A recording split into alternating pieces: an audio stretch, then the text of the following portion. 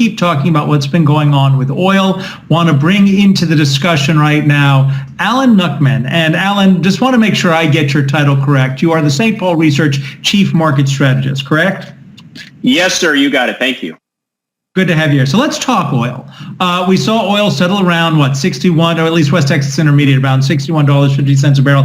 That's lower than it had been trading last week, but still much better than what we've seen if you go back 6 months. Where are we headed with oil? And then let's get the Saudi Aramco news in. Well, first, we need a little bit of backstory here. The market went from 0 to 60. It took us about 7 months, but that was a very healthy sign. And I looked at last year's action probably being a bigger bull catalyst, seeing oil break out. It was in a $35 to $45 range for 6 months. And when it broke out last fall, that was a bigger bullish boost than the stock market making that's, complete comeback, in my opinion, because oil could be used as a barometer, and that showed us health was in the future. We've seen the market continue to move up. This 60 level is about the halfway point. If you look at the action for the last 5 years, between $40 and $80 has been most of the price action. So we still have potentially more upside, obviously, but I think we've come a long way. And if you really think about what happened last year when we went below zero, that was a capitulation point, and crude oil has never looked back. Alan, Adam there mentioned the Saudi Aramco news. I just want to get your reaction to that, because we saw the pandemic took a significant impact on the business. Earnings were hit hard. They fell just around 44%. Was that largely in line with your expectations, or was that worse than what you were initially expecting?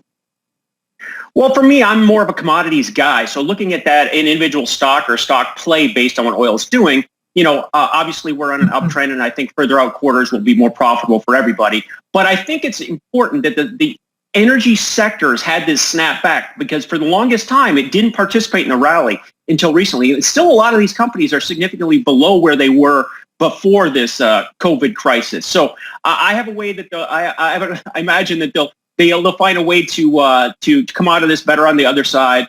Saudi Arabia and the cartels, they've got a way of figuring this out and figuring out how to press the right buttons to be as profitable as possible. So I would look for continued success, and I would not bet against Saudi Aramco. Does their success, however, mean bad news for the local producers here in the United States who don't want to have a glut of oil on the market and drive prices lower?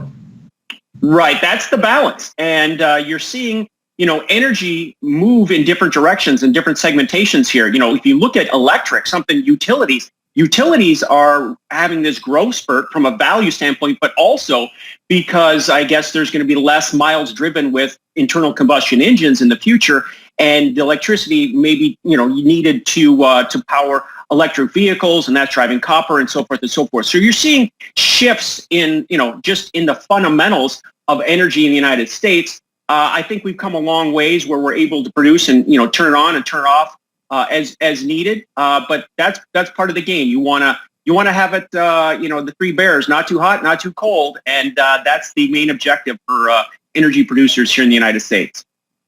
Alan, real quick, we also want to ask you about another big story playing out in the market. You're seeing it today, although tech is back in favor. We saw tech under significant amount of pressure as we see bond yields rise. What's your read on that? And do you think that the pullback that we have seen over the last couple of weeks, that is actually healthy here for the tech sector?